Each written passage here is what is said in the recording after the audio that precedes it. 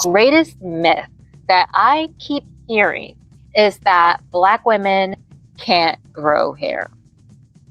And whenever you see a video of a Black woman with long hair, you're going to find someone in the comments saying like either her hair is fake or just because she's mixed, it's genetics, blah, blah, blah.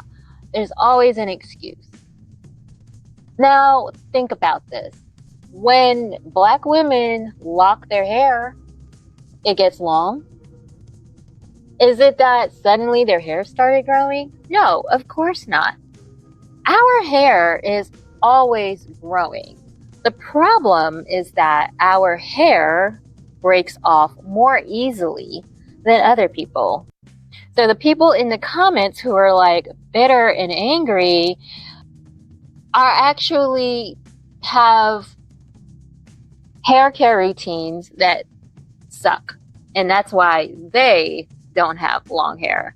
Now, these are the reasons why your hair keeps breaking off and you don't see any kind of length. The first one is that you are just not washing your hair enough. And this is something that I hear all the time. First, the person will come up to me and say, my hair is dry. And my first question is to them is, well, how often do you wash your hair? And they say, oh, I wash my hair every other week or once a month. I tell them immediately, you should be washing your hair every week.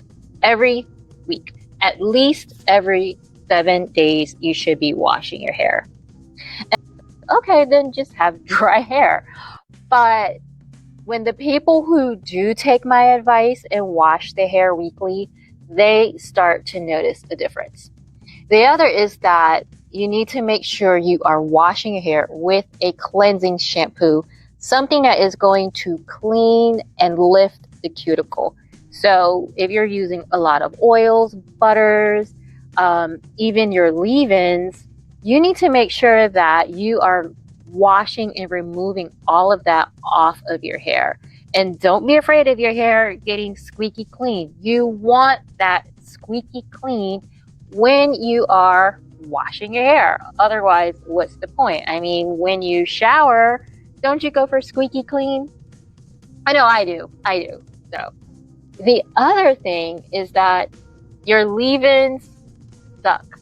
If you are applying a leave-in to your hair, a leave-in moisturizer, and you have to like re-wet your hair the next day, you find that your hair is drying out or it feels like you didn't do anything to it, you need to switch your leave-in. Your leave-in has the oils, the butters in them. It incorporates those to lock that moisture into your hair. By locking in the moisture, what I mean is that it coats your strands to smooth down the cuticle so that the moisture that you have absorbed into your hair after you shampooed it, your leave-in, that's just a moisturizing hair pudding, which has the oils and butters incorporated in them, will now protect the strands so that the cuticles can absorb and hold that moisture.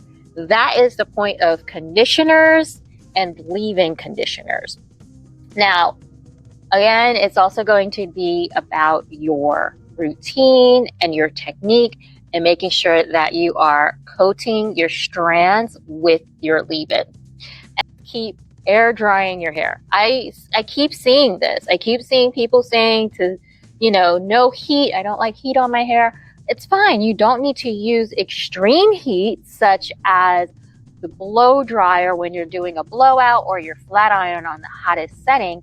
However, if you are air drying your hair, you are essentially causing the bonds to the inner layers to damage. And then it turns your hair into mush, essentially.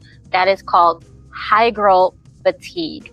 So you want to start using gentle ambient heat, such as your hooded hair dryer or your diffuser. Now, let's just do a quick recap of all the things that you should be doing so that you can retain length. And guys, it has nothing to do with genetics. It has nothing to do with I don't know, whatever other excuses people want to come up with.